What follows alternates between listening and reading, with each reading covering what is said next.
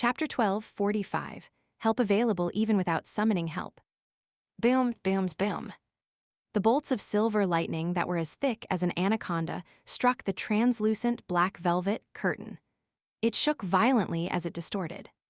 Taking advantage of this opening, Rionette Tinecare's figure, which was reflected on the castle's glass, jumped back into Klein's pocket and returned to the surface of the gold coin in the iron cigar case. The prepared Klein raised his right arm and calmly aimed the staff of the stars at the floor tiles in the hall. A scene surfaced in his mind. It represented one of the beyonder powers of a druid. The ground beneath his feet instantly softened, turning into a marsh. It made his body sink like it had fallen into a sea. Underground slink. Boom! The translucent black velvet curtain could no longer withstand the cleansing from the lightning storm the moment the marsh solidified. It curled into a ball and fell back into the castle. No longer restricted, the few thousand thick bolts of lightning rained down the ancient castle. A tower collapsed, and the hall was left in shambles. One marionette after another burst into ephemeral illusions under the pricking of such a lightning strike. They were instantly charred black and reduced to ashes. When the silver light that illuminated the entire mountain range subsided, dark demonic Wolf Cotter's castle was in ruins. Many spots were burning with red flames.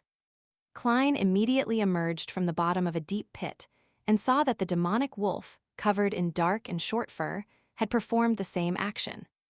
Relying on the three druids among his marionettes, he had successfully hidden underground to avoid the lightning bombardment. And at that moment, the independent kingdom created by the curtain had completely disintegrated. However, the dark demonic wolf's wish hadn't completely expired. The return of godhood still needed some time. Without any hesitation, both parties engaged in another intense battle. Cotter allowed the crinkled curtain to fly up and drape him so as to prevent the wraith's possession. After all, there were only 3 of his marionettes left. Of course, this way, he could no longer swap locations with his marionettes. At the same time, Rionette Tinecare left the gold coin in Klein's pocket and floated towards the 8-legged demonic wolf. She had given up on the idea of possession as her arms suddenly swelled. A few strands of gray hair grew from the back of her hand, and her nails became long, sharp, and firm. Werewolf transformation. This doll-like baneful entity became a huge werewolf. She kept moving at high speeds, waving her sharp claws as she engaged in an intense battle with the hill-like dark demonic wolf. Amidst the clashing sounds, Klein was attacked by Cotter's 3 remaining marionettes. One of them raised his head and roared, causing brown short hair to tear through his clothes. In an instant, he transformed into a terrifying giant bear that was twice the height of a person. One crouched down, pressing his palms against the ground, while the other raised his right hand and yanked his hair. At that moment, a crimson flame surged out of Klein's clothes, instantly devouring him. His figure appeared in a sea of flames to the side. Then, he jumped out, raised his staff, and charged straight at the huge brown bear. And at the spot where he was originally standing, dark green mutated vines pierced through the ground and grew wildly, stirring the remnant flames in the middle. Tab, tab, tab. The huge brown bear didn't back down. With heavy strides, it rushed towards Klein like a high-speed steam locomotive. It spread open its arms, trying to give him a passionate hug that could crush all his bones and squeeze all his chest muscles together. Tab, tab, tab. As his black trench coat flailed to his back, Klein didn't retreat. He was about to collide with the huge brown bear. Suddenly, he kicked his left foot and twisted his waist. He forcefully jumped up and flew past the brown bear diagonally. Thud! As the two crossed each other, Klein swung his black staff down and ruthlessly struck the brown bear's shoulder. Normally, such an attack wouldn't have been able to hurt the thick hide of the brown bear. However, with the staff of the stars, the physical attack would lead to random, abnormal changes or strange effects. Of course, under the God of Wishes' suppression, these changes and effects wouldn't exceed that of a sequence 4 beyonder power. Thud! As the sound of the staff's strike reverberated, the huge brown bear's shoulder tore open diagonally from its shoulder. The bottom half of its torso teleported, more than 10 meters away, while the remaining portion remained in place. The brown bear's internal organs and blood gushed to the ground in a rather shocking scene. However, the brown bear wasn't dead yet. Its two halves were squirming as it struggled to stabilize his center of mass and continued attacking. As a marionette, he had long died. Such damage was nothing. At this moment, Klein had already jumped behind the brown bear, his feet stepping on the ground. Another wave of scarlet flames surged out, drowning his figure. A flame that was about to be extinguished rose up as Klein leaped out and arrived close to the marionette, which had both hands on the ground. With his silk top hat, he ran past the marionette without turning his head as he swung the staff to the side. Thud! The marionette's body burst into golden flames as his figure instantly vanished.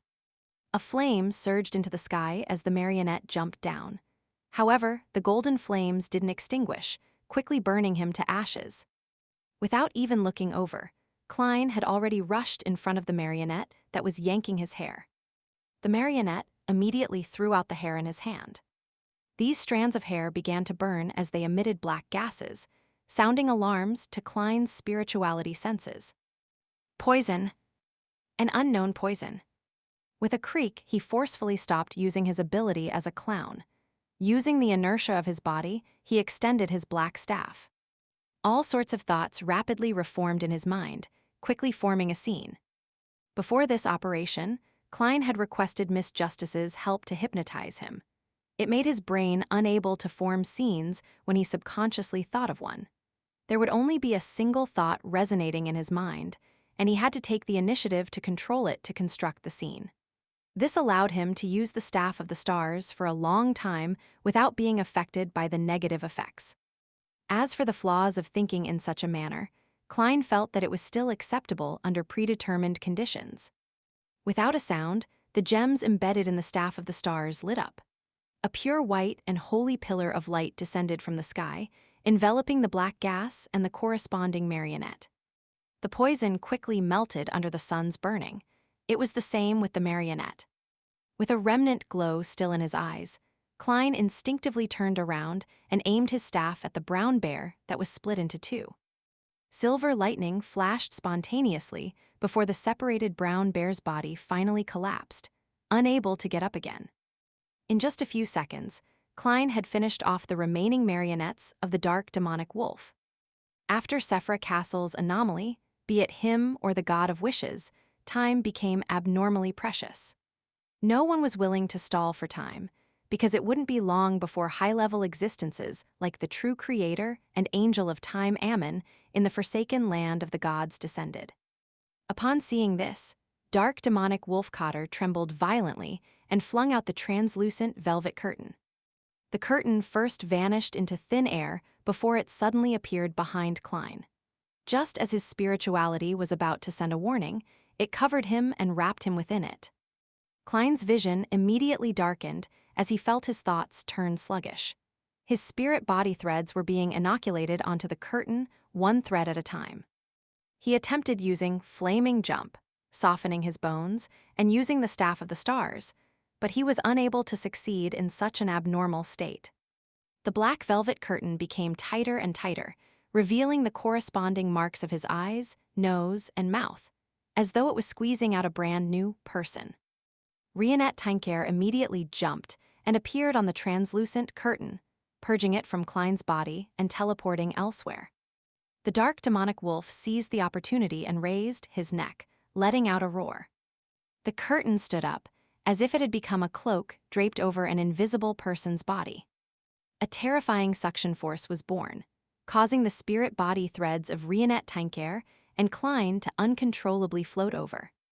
If they didn't have the corresponding Beyonder powers, their spirit body threads would have merged into the cloak in just 3 to 4 seconds, while they would become its marionettes. Fortunately, Klein was a marionettist himself. He immediately focused his attention and controlled his and Miss Messenger's spirit body threads. He followed the method that he learned from Zeratul, allowing them to circle around him and return to their original positions, forming loops. Roar! The dark demonic wolf spat out a gas ball, sending it flying towards Klein like a cannonball. As he was focused on controlling his and Miss Messenger's spirit body threads, Klein could barely duck. Just as he was about to be struck, Rionette Tinker floated over and stood in front of him. Boom! Rionette Tinker's blonde hair scattered as the evil vines wrapped around, her body broke apart. The dark demonic wolf's follow-up actions were one smooth, continuous series of actions. Taking advantage of the moment when the curtain was desperately pulling at its target's spirit body threads, he launched repeated attacks on Klein, forcing Rionette Tinker to block them. It caused the tough ancient Bane to tremble under the attack of his, claws, air blobs, and flaming attacks. More and more wounds appeared, making it look like she could not last any longer. At this critical moment, as Klein controlled the spirit body threads to resist the attraction of the curtain, he reached into his pocket and took out another iron cigar case. The seal was removed and the box was opened. Inside, there was also a gold coin lying quietly. There was also a wraith on the surface of the gold coin. This was a blurry female wraith, a true undying creature, and not a wraith from the mutant pathway. It was the strongest trump card that Klein had prepared. Previously, because he was inside the isolated kingdom that wasn't connected to the outside world, he was afraid that he wouldn't be able to obtain the desired effect. Only when the curtain targeted him and Miss Messenger did he feel that the opportunity was here. As the box was opened, the wraith suddenly jumped onto the surface of a glass fragment. On it were nearly illusory black tubes that extended into infinity, connecting to the unknown. This was the symbol of artificial death. And artificial death was equivalent to the Evernight Goddess.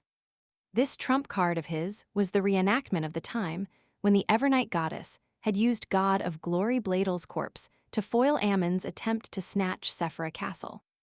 For this, he deliberately found a wraith-like monster in the forsaken land of the gods and imprisoned it, placing it together with the artificial death project's white feathers he summoned from the fog of history. Through his repeated experiments and prayers during his specific trips to Backland, this wraith had finally established a certain connection with artificial death, allowing the Evernight Goddess to use this opportunity to exert a rather low level of influence.